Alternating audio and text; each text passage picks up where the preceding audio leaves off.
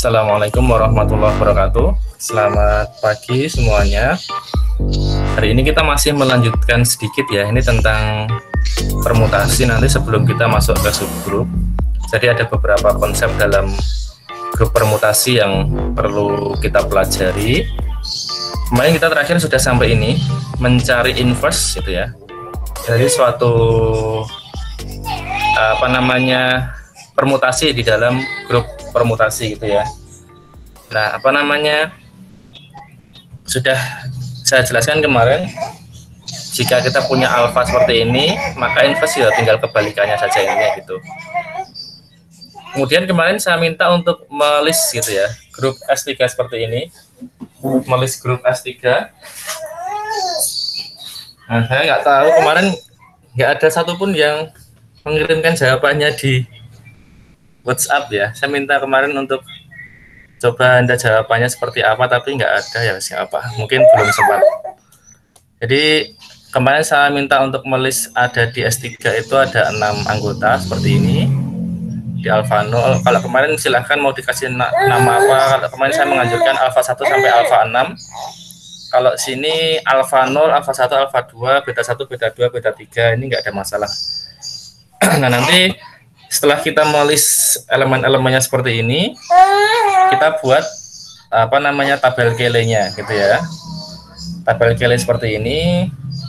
Nanti ada berarti yang bagian ke samping ini kolom ada 6, barisnya ada 6, mewakili setiap elemen masing-masing. Kemudian di dalam sini adalah hasil operasi komposisi antara kedua permutasi itu. Jadi misalkan alfa 0 dengan alfa 0, karena alfa 0 itu identitas ya, 1, 2, 3, maka menjadi alfa 0 sendiri. Dan misalkan kita punya ini alfa 2, komposisi beta 1, alfa 2 kemarin ini 1, 2, 3, 1 ke 3, 2 ke 1, 3 ke 2, kemudian beta 1-nya ini 1 ke 1, 2 ke 3, 3 ke 2. Berarti mana ya ini? Alfa 2 bundaran beta 1 ini nanti tinggal dikomposisikan. Kemarin Anda sudah saya kasih tahu cara untuk mengkomposisikan seperti apa ya. Hasilnya beta 3. Ini dimasukkan ke sini, berarti ini alfa 2 mana tuh ini? Alfa 2 bundaran beta 1 ini. Nah, ini isinya adalah beta 3 gitu ya. Nah, ini alfa 2 komposisi beta 1, hasilnya beta 3. Dan nanti ternyata setelah Anda melihat ini kan nanti Anda akan mendapatkan sebuah permutasi yang ketika dikalikan dengan atau dikomposisikan dengan elemen yang lain, hasilnya elemen yang lain itu sendiri gitu ya. Nah, ini sama ini. Nah, itu yang nanti disebut sebagai unsur identitas gitu ya. Itu ya. Sudah mencoba semua belum kemarin mengerjakan ini? Insya Allah sudah, Pak. Sudah, Pak. Sudah ya. Nggak ada yang ditanyakan? Ada yang sulit nggak? Insya Allah nggak ada, Pak. Nggak ada, oke, baik. Kalau nggak ada, Anda juga semoga sudah paham masalah inverse itu ya. Jadi kalau sudah ketemu identitasnya, berarti ini permutasi identitas, unsur identitasnya adalah A0, berarti dua elemen saling inverse itu jika dikalikan atau jika dikomposisikan hasilnya A0 gitu. Jadi misalkan seperti ini. Alfa 1 inverse-nya apa? Alfa 1 berarti dicari yang hasilnya alfa 0 di sini lah. Karena ini adalah identitas, berarti inverse dari alfa 1 adalah ini. Alfa 2 ini. Jadi mereka saling inverse, alfa 1 dan alfa 2. Ini ya, alfa 1 alfa 2 hasilnya alfa 0. Karena dikomposisikan hasilnya identitas, maka alfa 1 inverse itu alfa 2, dan sebaliknya ternyata nanti dibalik sama aja ini. Alfa 2 dikali alfa 1 juga alfa 0. Ini. Jadi itu yang dimaksud saling inverse gitu ya. Dan nanti Anda akan melihat bahwa setiap elemen itu pasti punya inverse di sini. Nah, ini alfa 1 di sini, beta 1 ini inverse-nya beta 1 sendiri. Kemudian di sini ini berarti beta 2 inversenya beta 2 sendiri. beta 3 inverse-nya beta 3 sendiri berarti ya. Jadi kalau nanti Anda membuat tabel Cayley, setidaknya Anda harus punya ini 1, 2, 3, 4 elemen yang saling inverse dengan dirinya sendiri. Betul nggak jawaban Anda? Di jawaban Anda kemarin, betulkah ada 4 elemen yang saling inverse dengan dirinya sendiri? Iya, Pak. Betul ya? Iya, Pak. Jadi itu identitas itu yang pertama, dan 3 elemen lain yang dikalikan dengan dirinya sendiri hasilnya identitas. Betul ya? Yang tidak berarti mungkin bisa Anda cek lagi, karena ini tidak sulit tapi butuh ketelitian itu ya. Jadi ngurut kayak gini kan, satu ke satu, lanjut satu ke tiga, dan seterusnya, itu nanti butuh ketelitian. Ini mohon maaf, ini referensi yang saya ambil ini agak, cara pandangnya ini agak kurang tepat ini. Jadi ini harusnya nulis komposisi itu dibalik ya, yang depan yang belakang, yang belakang itu justru yang depan, tapi ini nggak dibalik ini. Ini hanya masalah ini aja sih, masalah cara pandang saja. Tapi kalau kita kesepakatan saja biar tidak bingung, seperti yang saya jelaskan kemarin itu aja ya. Jadi yang misalkan kita nulis apa namanya alfa 2 beta 1, ya di sini ada alfa 2, di sini beta 1, nanti berarti yang berjalan ya beta 1 dulu tuh ya. Beta 1 lanjut ke alfa 2 gitu. Kemudian ini nanti ke sifat grup permutasi. Jadi sifat yang pertama itu ini teorema Cayley namanya. Jadi ditemukan oleh ini Arthur Cayley ini.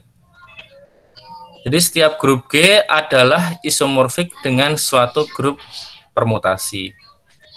Artinya kalau kita punya grup G apapun gitu ya, entah itu grup bilangan bulat dengan operasi penjumlahan, grup bilangan real dengan operasi penjumlahan, grup matriks, grup bilangan bulat modulo sekian dan sebagainya, itu nanti setiap kita punya grup, nah, kita akan menemukan grup permutasi yang isomorfik dengan grup itu maksudnya.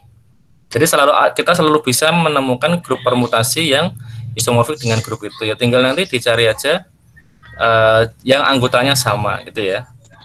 Jadi itu di teorema itu ditemukan oleh Arthur Cayley ini. Dia hidup tahun ini 1821 sampai 1895 ini ya, dari Inggris ini ya, dari British ini. Nah, dan penemuan Cayley ini, kalau Anda mungkin pernah dengar teorema Cayley-Hamilton juga gitu ya, dan sebagainya itu, nanti ini akan berguna di berguna di perkembangan ilmu teknologi informasi modern gitu ya. Jadi nanti beliau menemukan juga yang namanya Cayley graph ini, graph Cayley. Nah, nanti yang ini saya sedikit berikan gambaran aja. Ini tidak materi, bukan materi teori grup ya, tapi sedikit gambaran saja. Jadi sebuah grup permutasi nanti bisa dibentuk suatu graph Cayley-nya gitu. Jadi ini adalah graph Cayley untuk S3. Jadi S3 yang kita bikin ini tadi, tabel Cayley-nya ini yang ada 6 elemen ini beserta dengan seluruh operasinya ini bisa kita nyatakan dalam suatu graf seperti ini. Bisa dalam dua bentuk, yang pertama bentuk ini, yang ketiga bentuk ini, yang kedua bentuk ini. Nah ini, jadi di sini ada 6 titik, 6 vertex ini berarti dia ada 6 elemen gitu ya. Jadi satu vertex mewakili satu elemen di Cayley tadi. Jadi ini 1, 2 ini berarti ini permutasi yang dinyatakan dalam siklus itu. 1, 2 berarti ini ada satu siklus 1, 2, 2 ke 1, 3 ke dirinya sendiri gitu ya. 1, 2, 3 berarti ini 1 ke 2, 2 ke 3, 3 ke 1 gitu ya. Nah ini maksudnya panah ini adalah dari 1, 3 ke 1, 2 itu nanti dia dikomposisikan dengan 1, 2, 3 itu maksudnya. Dari 2, 3 ke 1, 3 ini dikomposisikan dengan 1, 2, 3 itu ya. Nah ini satunya dalam bentuk seperti ini grafnya. Kalau dalam ilmu teori graf Anda mungkin sudah mengambil juga ya. Teori graf itu yang ini disebut dengan graf apa ya ini ya, saya lupa, tapi yang ini disebut dengan graf graf siklus gitu ya, atau graf siklik gitu. Karena memutar seperti ini. Graf cycle gitu ya. Kan ada sirkuit, ada cycle lah. Sirkuit itu yang nanti ada perpotongan di sebuah vertex gitu. Kalau ini nggak ada perpotongan di suatu vertex, makanya disebut dengan cycle.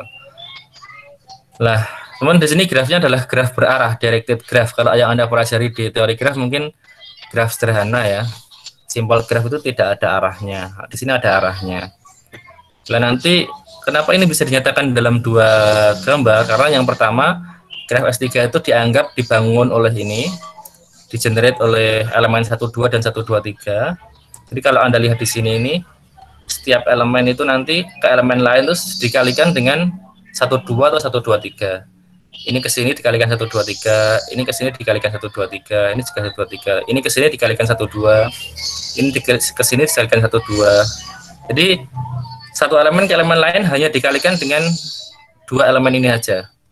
Nah, yang ini pembangunnya adalah 1, 2 dan 2, 3. Jadi satu elemen ke elemen lain dia hanya dikalikan dengan elemen 2, 3 saja atau elemen 1, 2 saja gitu ya. Ini yang disebut dengan graf Cayley. Manfaatnya untuk apa? Lah ini manfaatnya. Jadi nanti ada dalam istilah dalam kriptografi atau persandian itu ada yang namanya nanti Cayley hash function gitu. Jadi fungsi hash Cayley ini dalam kriptografi. Ini untuk menyimpan kode-kode sandi biasanya.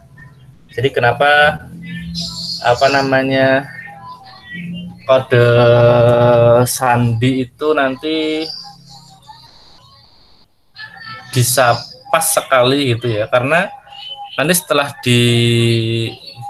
disimpan dalam menggunakan fungsi hash ini, nanti hasilnya sangat acak dan sangat panjang. Jadi satu perubahan karakter itu bisa mempengaruhi perubahan kode yang sangat banyak. Artinya nanti tidak memungkinkan ada crash antara satu dengan yang lain gitu. Jadi maksudnya kalau Anda bikin sandi atau Anda bikin password itu, nanti beda satu karakter saja gitu ya.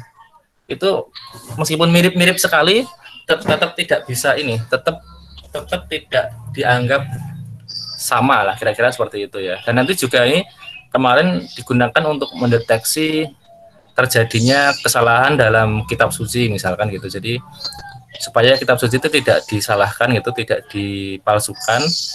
Nanti setiap karakter huruf dalam kitab suci itu bisa dilakukan fungsi hash ini. Jadi nanti diukur kedekatannya. Jadi karena satu karakter saja, misalkan kalau di agama Islam itu ada Al-Qur'an itu fathah jadi kasroh itu nanti sudah hasil image fungsi hashnya sudah sangat berbeda sekali. Yaitu kemarin ada anak IAIN UIN Sunan Kalijaga yang mengerjakan itu sudah sangat berbeda. Jadi perubahan satu tanda atau satu huruf gitu sudah nanti kelihatan sekali bedanya di hasil hash functionnya ini. Dan nanti gambarannya kira-kira seperti ini. Nanti ada pesan-pesan ini karakter atau message-nya nanti dibentuk dalam setiap elemen seperti ini. Di sini elemennya dalam bentuk matrik seperti ini. Kemudian nanti ini message-nya setelah matriks tadi ini ya juga bisa dinyatakan, yang matriks tadi itu elemen grup permutasinya, mohon maaf. Kalau message tetap dalam bentuk ini ya, binary ini ya, seperti ini ya. Nah nanti gitu. Kemudian ini sebuah pesan, kemudian di hash, ini hasil nilai hashnya menjadi seperti ini gitu, kira-kira seperti itu ya. Jadi kalau Anda mau mempelajari ini, besok Anda boleh ambil mata kuliah pilihan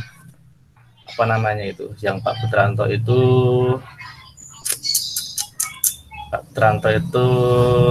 coding teori dan kriptografi gitu. Jadi nanti, tapi itu juga baru dasar, tidak sampai ke sini sih. Kalau ini nanti lebih lanjut lagi, mungkin Anda bisa ambil saat TA atau mungkin besok S2 kalau ada yang tertarik di teknologi informasi. Ini teman-teman di Badan Sandi Negara itu yang dikerjakan, yang dipelajari ya, semacam ini.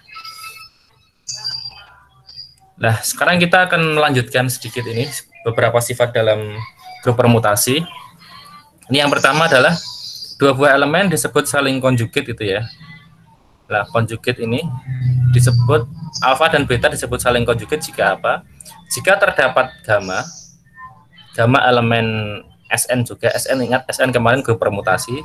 Sedemikian sehingga gamma alfa gamma inverse itu sama dengan beta.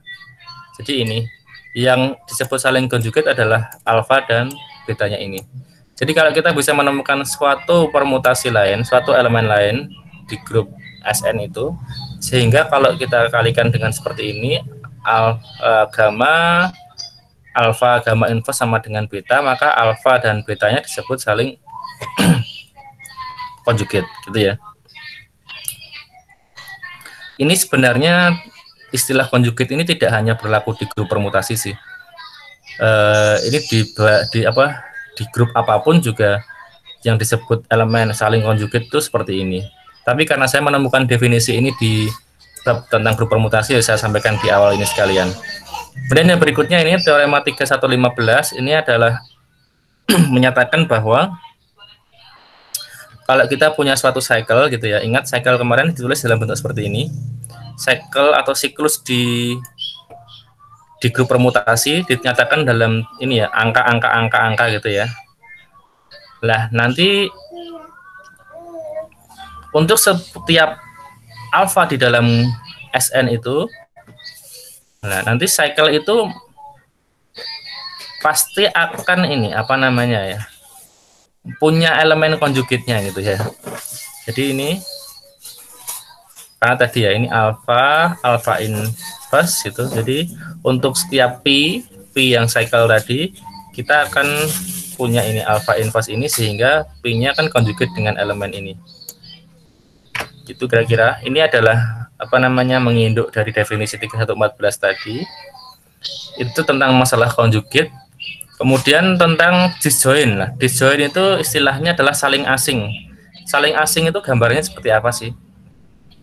Saling asing kalau dalam himpunan itu berarti himpunan yang tidak beririsan. Ada dua himpunan tidak beririsan itu namanya disjoin. Kalau yang ini berarti punya irisan. Ini jadi tidak disjoin ya. Ini join berarti karena punya irisan. Lah yang disjoin yang atas ini. Yang atas ini disjoin.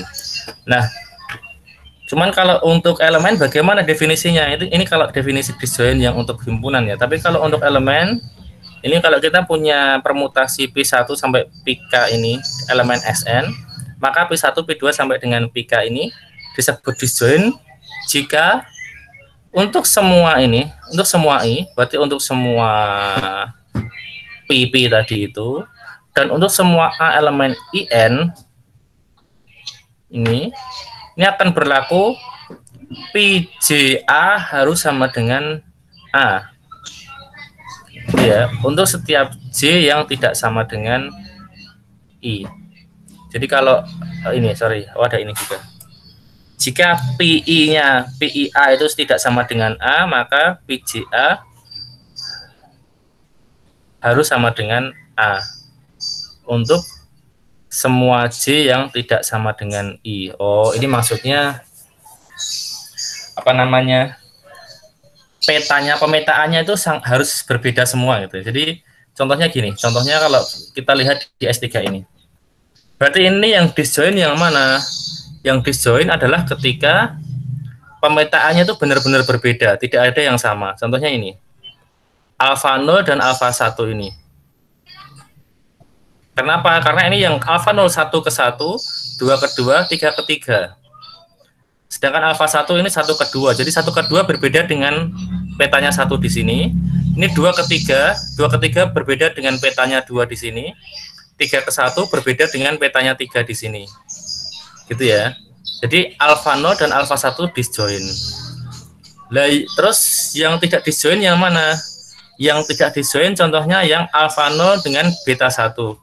Kenapa alfa 0 dan beta 1 tidak disjoin? Karena ada peta yang pemetaan yang sama. Jadi ini ada yang atas 1 ke 1, yang bawah juga ada 1 ke 1. Meskipun yang belakang berbeda. Yang ini 2 ke 3, ini 3 ke 2. Yang ini 2 ke 2, ini 3 ke 3. Yang dua belakang ini berbeda, Tapi yang depan ini sama pemetaannya, 1:1, yang beta 1 juga 1:1. Jadi alfa 0 dengan beta 1 ini ada joinnya. Jadi ada yang sama, tidak disjoin. Yang disjoin yang ini sama ini disjoin. Kenapa? Karena ini benar-benar berbeda. Itu definisi tadi ya, maksud disjoin dari dua elemen di grup permutasi. Sudah paham belum maksudnya ini? Halo? Insya Allah paham, Pak. Paham ya, oke. Nah, nanti kita akan punya ini teorema sifat yang menyatakan, ini menarik, harus kita pahami. Jadi ketika mereka saling disjoin, jadi kalau kita punya dua permutasi itu saling disjoin, saling asing, jadi kalau Pi dan Lambda itu saling asing, maka pasti bersifat komutatif gitu ya. Pi bundaran Lambda akan sama dengan Lambda bundaran Pi. Tapi kalau tidak disjoin, nanti tidak komutatif gitu. Contohnya kita lihat aja di sini, di S3 ini yang sudah kita kerjakan. Ini ya, alfa 0 dan alfa 1 ini kan disjoin. Dan nanti mereka pasti komutatif, artinya dibolak-balik hasilnya sama. Ini alfa 0 dengan alfa 1 hasilnya alfa 1. Alfa 1 alfa 0 hasilnya juga alfa 1 sama. Nah, yang tidak disjoin belum tentu sama ya. Ada kemungkinan sama, tapi belum tentu sama. Kalau disjoin sudah pasti sama, dibolak-balik pasti komutatif, pasti sama. Tapi kalau tidak disjoin belum tentu sama. Mungkin ada yang sama, tapi juga ada yang tidak gitu ya. Kita lihat aja di jangan alfa 0 lah. Nah, alfa 0 itu identitas nanti jelas sama semua ya. Ini. Tadi kita ulangi lagi contoh yang pertama. Nah, alfa 0 dengan jelas dengan yang lain dia komutatif semua, dia unsur identitas. Kita lihat alfa 2 aja lah ini ya. Ini juga disjoin ya. Alfa 1 dengan alfa 2 disjoin nggak ini menurut Anda? Alfa 1 dengan alfa 2? Halo? Disjoin, Pak. Disjoin ya, nggak ada yang sama ini ya. Ini nggak ada yang sama. Ada, kita lihat hasil perkaliannya ini. Alfa 1 kali alfa 2 hasilnya alfa 0. Alfa 2 kali alfa 1 ini hasilnya alfa 0. Nah, sama kan? Jadi dibolak-balik sama hasilnya alfa 0 karena mereka disjoin. Kita lihat yang tidak disjoin. Misalkan yang tidak disjoin mana ya? Alfa 2 beta 2 disjoin nggak ini? Alfa 2 dengan beta 2? Tidak, Pak. Kenapa? Ada pemetaan 1 sampai 3 yang sama. Ini ya, 1/3 ini yang sama ya. Ini ya, 1/3, ini 1/3 sama, meskipun yang lain berbeda. Coba kita cek alfa 2 kali beta 2. Alfa 2 beta 2 di sini hasilnya beta 1. Terus beta 2 alfa 2 di sini hasilnya beta 3. Nah, berbeda kan ini? Jadi alfa 2 komposisi beta 2 hasilnya di sini beta 1. Terus beta 2 komposisi alfa 2 hasilnya beta 3. Nah, ternyata berbeda. Kenapa? Karena mereka tidak disjoin. Ini dan ini tidak disjoin. Jadi hasilnya memungkinkan untuk berbeda. Jadi kalau disjoin dibolak-balik pasti sama. Itu makna teorema di sini tadi. Sudah paham belum maksudnya ini? Jadi kalau dua permutasi saling asing disjoin, maka masih berlaku komutatif. Bolak-balik sama. Paham belum sampai sini? Insyaallah, Pak. Paham ya? Oke. Berikutnya ini yang dulu, ini penerapan disjoin juga, penerapan teorema yang terakhir tadi.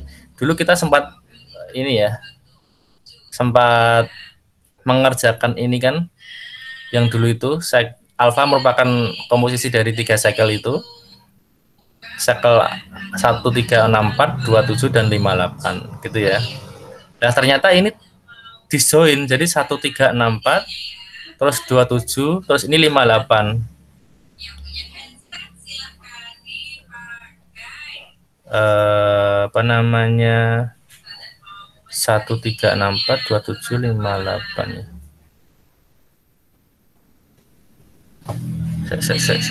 Ini nggak benar-benar disjoin ya ini ya.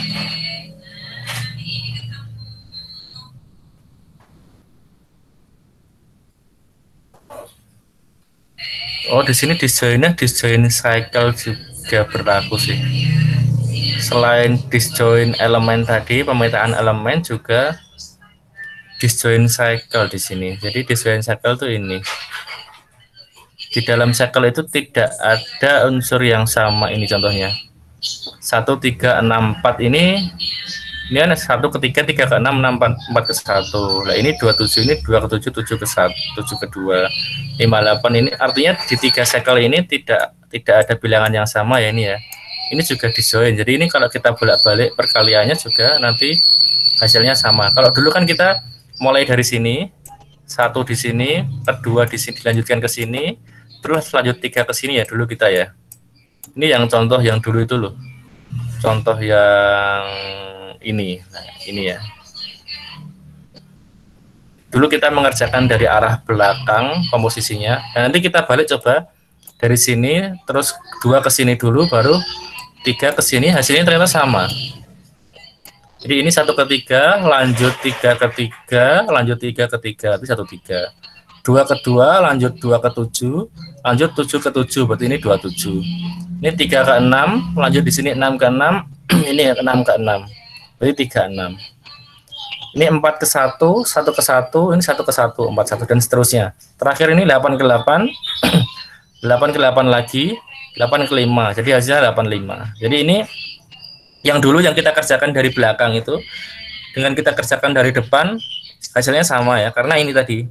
Selain disjoint pemetaan tadi, dia juga bisa dimaknai dengan disjoint cycle. Ini jadi ketiga cycle ini disjoint juga karena tidak ada cycle yang ini ya, sama ya, anggota yang sama di dalamnya ini. Nah, ini. Berbeda dengan ini, contohnya. Ini di S4 itu berarti kalau elemennya ada 4, bilangannya 1, 2, 3, 4. Jadi misalkan kita punya alfa itu adalah komposisi dari 3 cycle ini, 1 ke 4, 1, 4, 1, 3, 1, 2, 1, 4 berarti kita tuliskan seperti ini, 1, 4, 4, 1 cycle-nya, yang lain berarti dipetakan ke dirinya sendiri, 2 ke 2, 3 ke 3. Terus apa namanya ini, 1, 3 berarti 1 ke 3, 3 ke 1, 2, 2, 4, 4. Itu ya cycle-nya. Kemudian 1, 2 ini 1 ke 2, 2 ke 1, 3, 3, 4, 4 ini ke dirinya sendiri gitu ya. Oh sorry, tadi disjoint memang dari sini tadi dia harus cycle enggak sih ini? I1, P2 dan seterusnya. Ini tidak mengharuskan cycle. Kalau P-nya ini adalah ini. Kalau P-nya merujuk ke sini dia harus cycle, tapi kalau P-nya sembarang dia nggak harus cycle sebenarnya. Jadi tadi memang ya bisa dimaknai dia disjoint dengan permetaan yang berbeda atau disjoint cycle yang berbeda. Nah, yang ini disjoint cycle, ini juga disjoint cycle ini. Jadi ini ketiganya ini menurut Anda ini disjoint tidak ini? Di S4. 1, 4, 1, 3, 1, 2 ini. Halo? Tidak ya Pak. Tidak ada, kan ini satunya berulang 3 kali kan ini ya? Iya, berulang 3 kali. Jadi ada bilangan 1 cycle di dalam cycle yang dia satunya itu termuat dalam 3 cycle. Jadi termuat dalam 1, 4, 1, 3, dan 1, 2. Jadi tidak disjoint. Lah karena dia tidak disjoint dalam 3 cycle itu, maka nanti dibolak-balik perkaliannya berbeda. Lihat aja di sini. 1, 4, 1, 3, 1, 2 di sini hasilnya nanti ini. Hasilnya 1 ke 2, 2 ke 3, 3 ke 4, 4 ke 1. Nah, ini coba kita balik saja yang depan, 2 yang depan. Jadi 1, 4 coba saya balik dengan 1, 3 di sini. Jadi ini yang 1, 3, ini 1, 4, 1, 2. Nah, ini kan mulai dari sini ya. 1 ke 2, 2 ke 2, 2 ke 2, berarti 1, 2. 2 ke 1, 1 ke 4, 4 ke 4, berarti 2 ke 4. 3 ke 3, 3 ke 3, 3 ke 1, berarti 3 1. 4 ke 4, 4 ke 1, 1 ke 3, berarti 4 ke 3. Nah, ini hasilnya jika 2 cycle pertama ini kita tukar, kita balik. Kita cek di sini, ternyata hasilnya tidak sama kan ini. Hasilnya berbeda ini. Kenapa? Karena tadi ini alfa ini perkalian dari cycle-cycle yang tidak disjoin. Jadi ada yang sama ini, satu berulang di 3 cycle ini. Jadi dibolak-balik nggak bisa, ini hasilnya tidak komutatif. Paham ya?